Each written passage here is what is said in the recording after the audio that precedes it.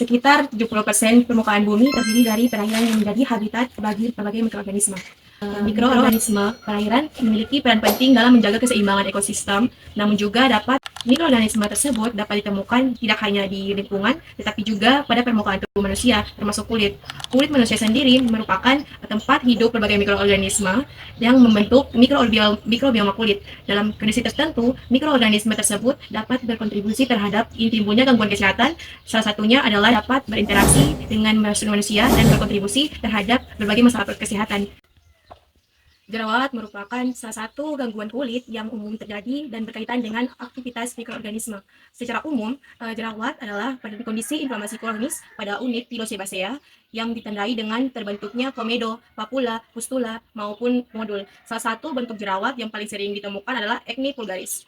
Acne vulgaris merupakan penyakit inflamasi kronis pada unit Pilosebacea yang ditandai dengan adanya lesi non-inflamasi seperti komedo, serta lesi inflamasi seperti papula, pustula, dan nodul. Kondisi ini tuh melibatkan beberapa faktor utama, yaitu produksi sebum berlebih, hiperkeratinisasi folikel, skolisasi bakteri, Cutibacterium acnes, serta respon inflamasi. Nah, melanjutkan dari apa yang disampaikan oleh Yusti, fokus kita kali ini adalah tentang penelitian berjudul Marine Cyanobacterium metabolase, Unlocking the Treatment for Acne vulgaris. Kenapa penelitian ini penting ya? Kira-kira kenapa? Jadi saat ini kita sedang menghadapi tantangan yang sangat besar dalam pengobatan jerawat, acne vulgaris. Karena penggunaan antibiotik konvensional itu seperti erythromycin dan juga clindamycin dalam jangka waktu yang panjang ternyata dapat memicu resistensi bakteri. Apa itu resistensi? Resistensi sendiri merupakan keadaan di mana ketika bakteri-bakteri tersebut itu sudah kebal terhadap antibiotik-antibiotik yang dikonsumsi oleh manusia. Dan artinya obat-obat ini kini mulai kehilangan kekuatan dan powernya untuk menyembuhkan infeksi kulit. Disinilah peran Actinobacteria muncul sebagai pahlawan baru, new hero kita. Actinobacteria sendiri adalah kelompok bakteri gram positif yang sangat produktif dalam menghasilkan metabolit sekunder. Di daratan sendiri, mereka itu telah lama dikenal sebagai sumber antibiotik. Tapi, penelitian terbaru kali ini itu menunjukkan bahwa Actinobacteria ini yang berasal dari laut, itu dia memiliki keunikan kimiawi yang sangat kompleks. Dalam jurnal yang ini, peneliti itu mengeksplor Actinobacteria yang diisolasi dari organisme laut, yaitu spons, Cliona varians, dan karang lunak atau octoral. Octoral ini adalah karang lunak ya teman-teman. Eunica fusca, di mana potensi utamanya itu terletak pada kemampuan bakteri ini untuk menghasilkan senyawa bioaktif yang bersifat antimikroba. Senyawa-senyawa hasil ekstraksi Actinobacteria ini ternyata dia terbukti mampu menghambat pertumbuhan bakteri penyebab jerawat secara signifikan. Actinobacteria yang diisolasi ini dia dapat menghambat pertumbuhan jerawat yang disebabkan oleh beberapa bakteri-bakteri itu.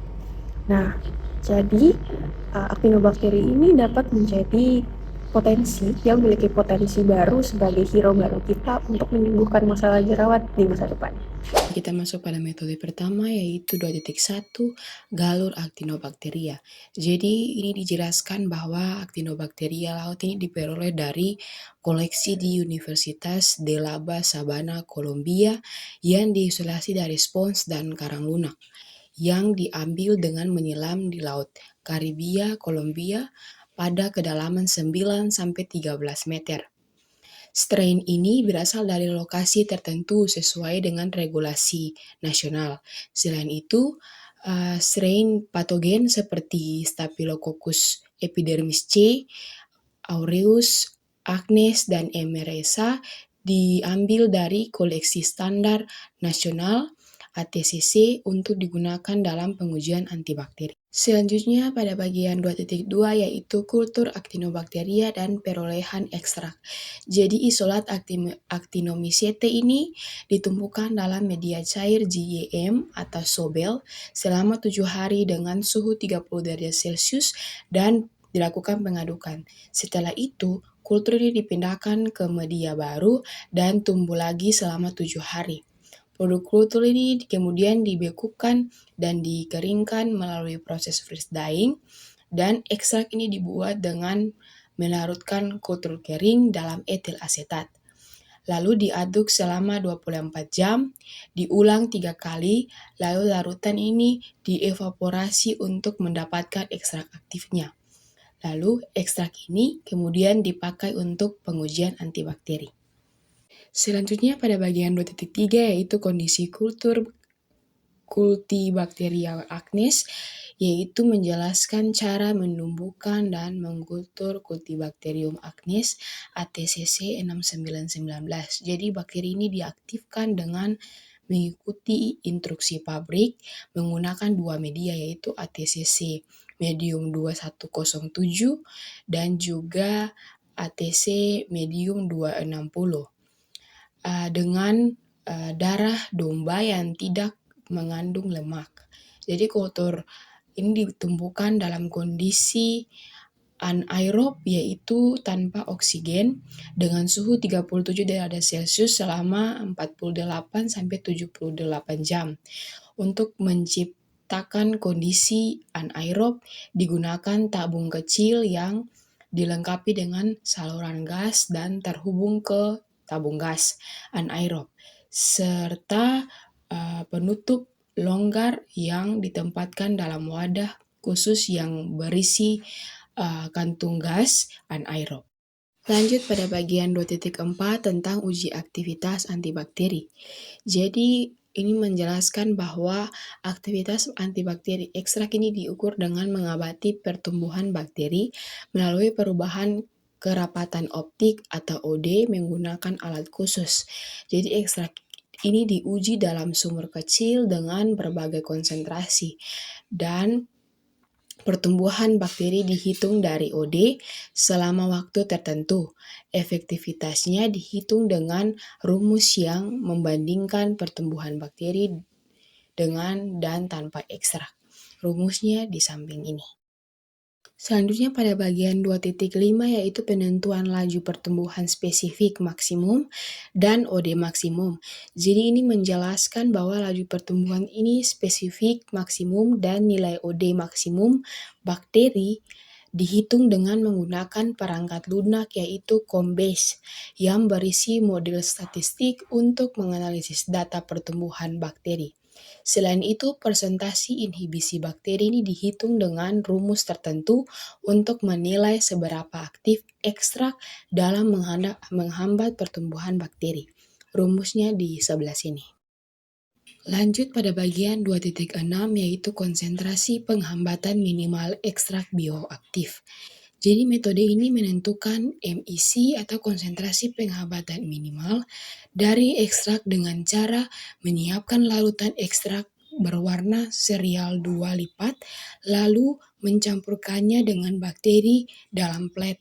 Setelah diinkubasi, MIC adalah konsentrasi terkecil ekstrak yang mampu menghambat pertumbuhan bakteri. Dilihat dari tidak adanya pertumbuhan dalam sumur tersebut. Pengujian dilakukan secara berulang untuk memastikan hasilnya. Lanjut pada bagian 2.7 yaitu uji sitotoksitas. Jadi metode ini digunakan untuk mengukur tingkat toksisitas ekstrak terhadap sel manusia, yaitu sel fibroblast kulit yaitu HDFA dan sel keratinosite HACAT. Sel-sel tersebut ditanam dengan cawan 96 well dan diberi perlakuan dengan berbagai konsentrasi ekstrak selama 24 jam. Setelah itu larutan MTT yang berisi zat warna berwarna ungu ditambahkan dan sel yang hidup mengubah MTT menjadi formasan yang berwarna coklat, kemudian larutan DMSO ditambahkan untuk melarutkan kristal formasan. Penyerapan cahaya ini diukur pada panjang gelombang 570 nanometer dan dari hasil ini dihitung persentase sel yang hidup atau viabilitas sel. Semakin tinggi persentase menandakan ekstrak ini tak beracun, sedangkan penurunan persentase ini menunjukkan toksisitasnya. Untuk rumusnya ada di samping ini. Lanjut pada bagian 2.8 yaitu pengurutan gen 16S rRNA dan analisis fitogenetik. Ini meliputi ekstraksi DNA genom dari bakteri, amplifikasi gen 16S RNA menggunakan primer universal dengan PCR, pengecekan produk PCR ini melalui gel agarose, dan analisis sekuens hasil amplifikasi menggunakan BLAST untuk identifikasi bakteri. Selanjutnya dilakukan analisis filogenetik dengan membangun pohon kerabat menggunakan software Mega versi X dan metode Neighborhood Joining dengan uji bootstrap 1000 kali untuk memastikan keakuratan hasil. Lanjut pada bagian 2.9 yaitu analisis metabolomik ekstrak menggunakan HPLC KIT-OV-MS. Jadi untuk menganalisis profil metabolit dalam ekstrak ini disuntikan ke kolom C18 dengan elosi gradien asam format dalam air dan asetomitril. Ionisasi ini dilakukan dengan mode elektrospray positif dan massa dianalisis dengan spektrofotometer KIT-OV. Data ini diperbaiki menggunakan standar massa, referensi, dan analisis dilakukan dengan pengatur suhu kolom 30 derajat Celcius, aliran 0,4 ml per menit, dan penghambatan data full, scan serta MS per MS, dan quality control, disertai untuk memastikan kualitas data sepanjang analisis. Selanjutnya pada metode terakhir yaitu analisis data statistik. Jadi analisis data statistik ini menggunakan ANOVA 2 arah untuk menguji perbedaan dengan signifikasi 5%, serta uji DUNET untuk membandingkan perlakuan dengan kontrol. Untuk analisis metabolonik dilakukan analisis univariat dan multivariat atau PCA dan OPLSDA untuk membedakan ekstrak aktif dan tidak aktif. Model OPLSDA divalidasi dengan cross-validation dan uji permutasi agar hasilnya akurat dan tidak overfit.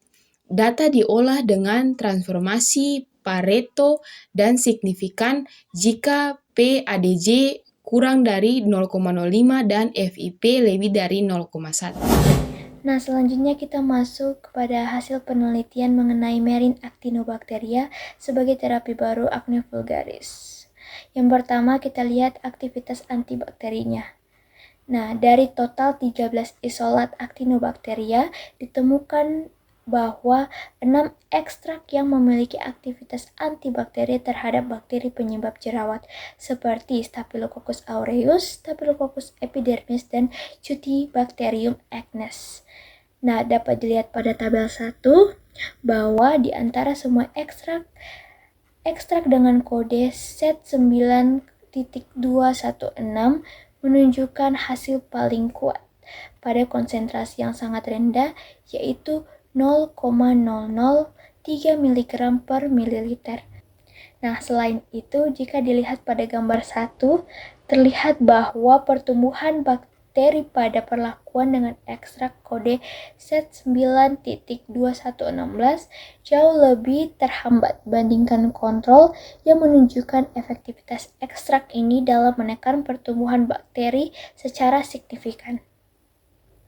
Selanjutnya dapat dilihat juga dari laju pertumbuhan bakteri.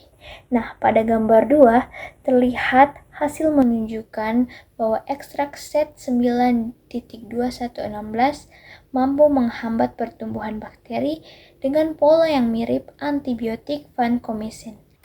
Nah, selain efektivitas, keamanan juga diuji menggunakan sel manusia. Dapat dilihat pada gambar 3, hasilnya menunjukkan bahwa ekstrak Z9.216 tidak bersifat toksik dengan tingkat viabilitas sel di atas 90% pada sel fibroblast dan keratinosit. Untuk identifikasi bakteri penghasil dapat dilihat pada gambar keempat, di mana dari hasil identifikasi dengan gen 16S rRNA, diketahui bahwa ekstrak aktif berasal dari beberapa genus bakteri seperti Kochuria, Nocardia, Rhodococcus, Micrococcus, dan Streptomyces. Yang terakhir yaitu hasil dari analisis metabolit untuk mengetahui senyawa aktifnya. Nah, berdasarkan hasilnya menunjukkan bahwa aktivitas antibakteri kemungkinan berasal dari beberapa kelompok seperti alkaloid, terpenoid, dan asam lemak yang dapat dilihat pada tabel 2. Nah, berdasarkan tabel, beberapa senyawa penting yang teridentifikasi antara lain seperti idolecarbinol, harman, norharman, dan lain-lain. Jadi dapat disimpulkan bahwa Actinobacteria yang berasal dari lingkungan laut ini memiliki potensi besar sebagai senyawa bioaktif untuk terapi jerawat. Namun, beberapa ekstrak itu ternyata memiliki efektivitas yang sangat tinggi, sehingga bahkan sebanding dengan antibiotik konvensional seperti vancomycin. Nah, dari aktivitas antibakteri tersebut dapat diduga karena senyawa metabolit sekunder yang dimiliki oleh mikroorganisme tersebut seperti alkaloid, terpenoid, serta senyawa aromatik lainnya yang memiliki spektrum aktivitas biologis yang luas. Namun bukan hanya itu saja loh, potensi mikroorganisme laut itu tidak hanya sebatas pada pengobatan jerawat, namun pada bidang kesehatan lainnya. Nah, mikroorganisme laut itu diketahui mampu menghasilkan senyawa antibiotik baru yang dapat melawan resisten bakteri, anti-kanker untuk melawan pertumbuhan tumor, serta sebagai potensi anti jamur dan juga antivirus. Nah, ternyata selain itu mikroorganisme laut tuh juga memiliki senyawa yang menunjukkan neuroprotektif untuk penyakit degeneratif seperti Alzheimer.